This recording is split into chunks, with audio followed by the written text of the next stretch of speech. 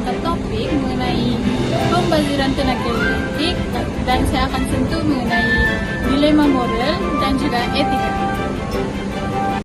Isu pembaziran tenaga akan menimbulkan dua dilema antara keselesaan pengguna itu sendiri ataupun juga mengenai keuntungan perniagaan. Hari ini, ramai masyarakat akan mementingkan keselesaan diri sendiri berbanding memikirkan kesan terhadap alam sekitar.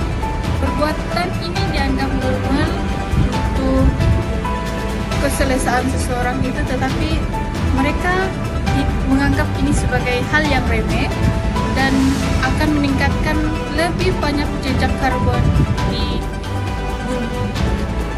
Individu seperti kita juga mungkin akan menggunakan pengetahuan ini untuk keselesaan diri kita sendiri karena mempunyai cuaca di Malaysia yang amat panas, dan juga kita juga mungkin akan menggunakan lampu yang sentiasa terpasang di rumah. Tetapi adakah Anda pikir jika kita terus meneruskan perbuatan seperti ini, ia akan menyebabkan jejak karbon yang boleh dan menyebabkan kepada pemanasan global.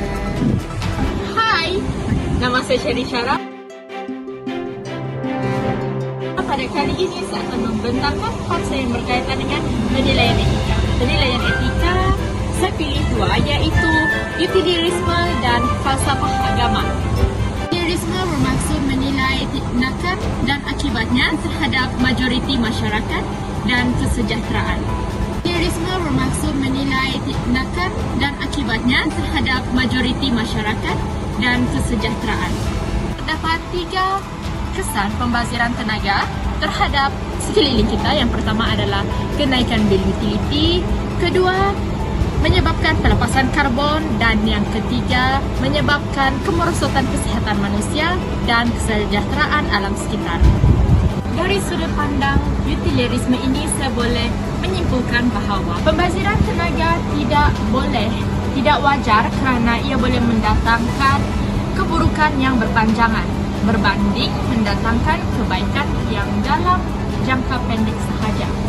Tahukah kamu bahawa penggunaan penghawa dingin bersuhu 27 dapat mengurangkan penggunaan tenaga elektrik?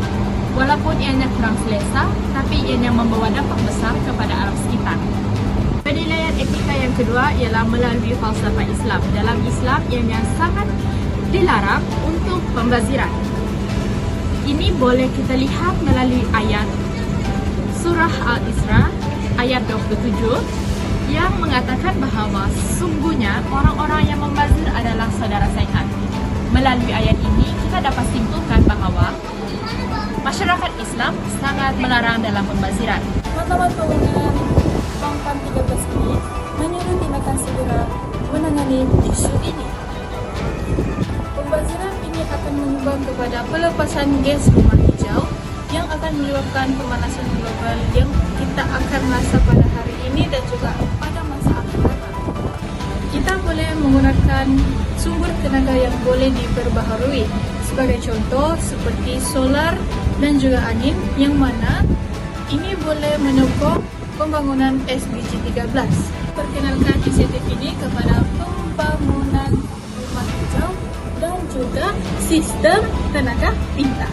Nilai kesedaran dan tanggungjawab adalah amat penting dalam diri seseorang untuk menangani isu pembaziran tenaga elektrik. Kita perlu sedar, pembaziran tenaga elektrik bukan sahaja akan membazir wang kita, tetapi ianya juga akan mendatangkan kerosakan kepada bumi kita yang akan kita warisi kepada generasi yang akan datang. Melalui kajian ini, saya sedar bahawa bukan sahaja pihak kerajaan dan NGO yang mempunyai tanggungjawab dalam mengurangkan pembaziran tenaga elektrik ini, saya juga mempunyai tanggungjawab bersama dengan melakukan langkah kecil, iaitu sentiasa memastikan elektrik di dalam rumah dimatikan sebelum keluar dari rumah.